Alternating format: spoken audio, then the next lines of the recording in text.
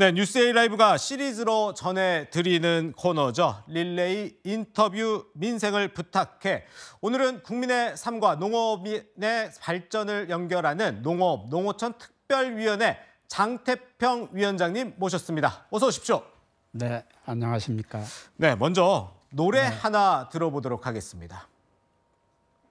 relationship 국민 정부 농어민 하나 되어 항해하지 꿈의 크기는 BRG 현실이 이게 될 노래를 전 들어보니까 세계로 농업 이렇게 좀 연관이 잘 안 되는 굉장히 K-팝 같아요. 이 CM송의 가사처럼 이 K-농업의 글로벌 경쟁력 강화를 위해서 굉장히 노력 중이라고 들었는데 네덜란드를 다녀오셨다고요?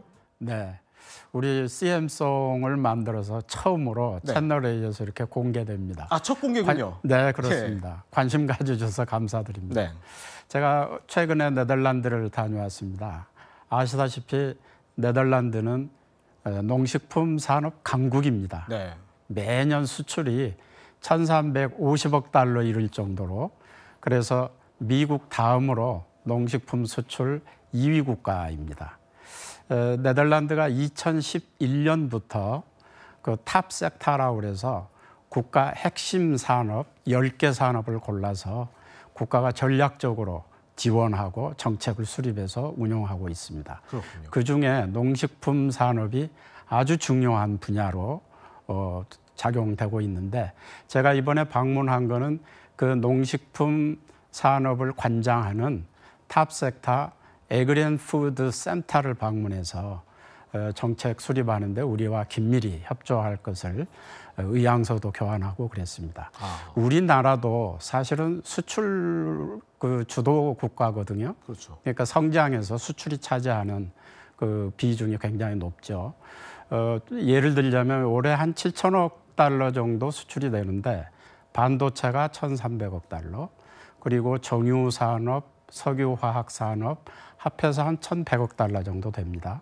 그리고 자동차와 그 부품, 그래서 한 1,000억 달러 정도 되는데 이 세 분야가 아주 반을 차지합니다. 네. 그런데 이 세 부분이 모두 굉장히 큰 도전을 받고 있습니다. 그러니까 녹록지 않은 거죠. 그래서 사실은 그와 같이 대규모로 수출할 수 있는 어떤 새로운 성장 산업이 필요한데 저는 그게 식품 산업이라고 보고 그래서 네덜란드에서 그런 걸 좀 벤치마킹하기 위해서 이번에 다녀왔습니다. 그렇군요. 그러면 우리나라가 이제 좀 네덜란드처럼 이 1,000억 달러 이상의 우리 K푸드, 우리나라의 K푸드 수출 달성 가능하다고 보실까요? 가능합니다. 아, 그렇군요. 네, 이번에도 유럽을 다녀오면서 느낀 게 우리 그 K푸드에 대한 그 어떤 그 유럽 여러 나라 사람들의 관심과 그 호응이 대단했습니다. 예를 들자면 파리에서 한 식당이 한 100여 개 있었는데 그게 최근에 300~400개가 되었다고 합니다. 그 한 식당에 들어가면 아주 그 외국인으로 꽉 차 있습니다.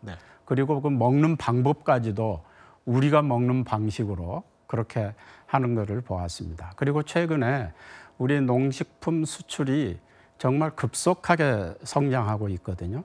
그래서 우리 위원회에서 우리 농식품 산업을 1,000억 달러가 가능한 그런 수출이 가능한 그런 산업으로 한번 만들어 보자 그래서 연구도 하고 또 TF를 조직해서 지금 정책 그 어떤 준비를 하고 있습니다. 그렇게 하는 과정에 보면 우리 농식품 산업이 제조업에서 차지하는 비중이 한 5% 정도밖에 안 돼요.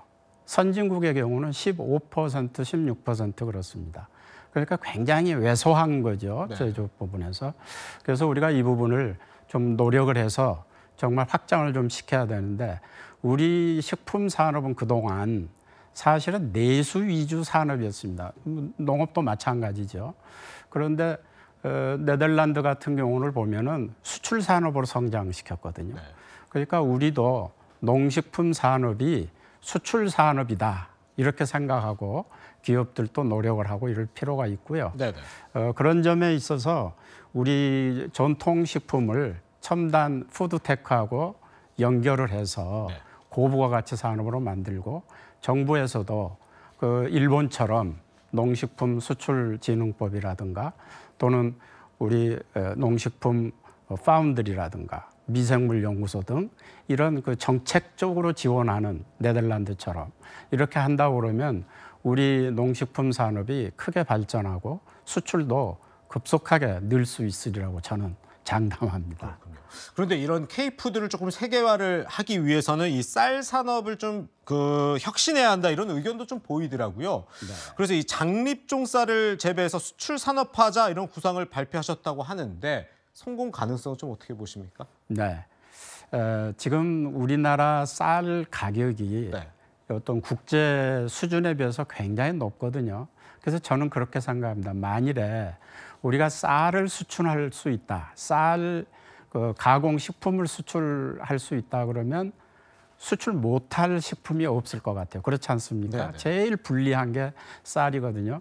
그래서 한번 시험을 해보기 위해서 지금 해남에 땅끝마을 영농조합이라고 있습니다. 거기하고 CJ 기업하고 정부 3자가 협력을 해가지고 50헥타 정도 대규모죠. 15만 평. 여기에서 장립종 쌀. 그러니까 우리가 지금 계속 먹고 있는 단립종이 아니고 지금 동남아나 이런 세계 한 85%에서는 쌀 그러면은 장립종 쌀입니다. 그 안남미라고 하는 거 있잖아요. 네네.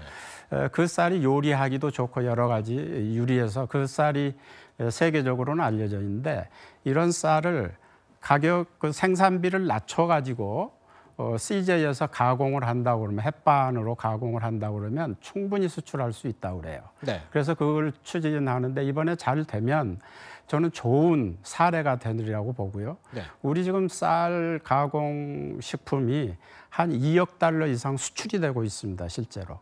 그러니까 이걸 잘 발전시켜서 3억 달러, 4억 달러 이렇게 할 수 있다고 그러면 우리가 지금 쌀이 남아서 걱정이지 않습니까? 네. 이런 문제도 다 해결할 수가 있고 네. 우리 식품 산업도 발전시킬 수가 있고 그럽니다. 그래서 그렇군요.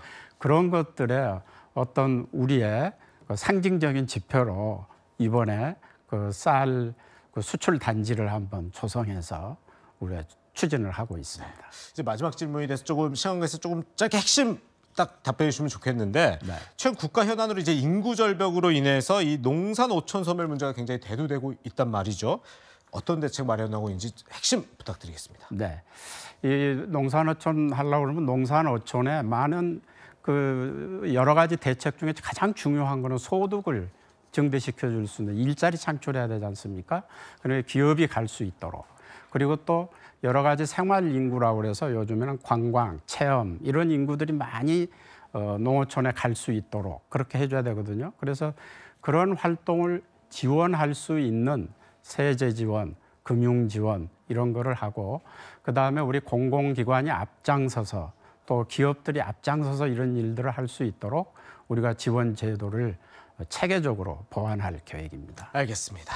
네, 오늘의 민생을 부탁해 장태평 농어촌 특별위원회 위원장과 함께했습니다. 고맙습니다. 네, 감사합니다.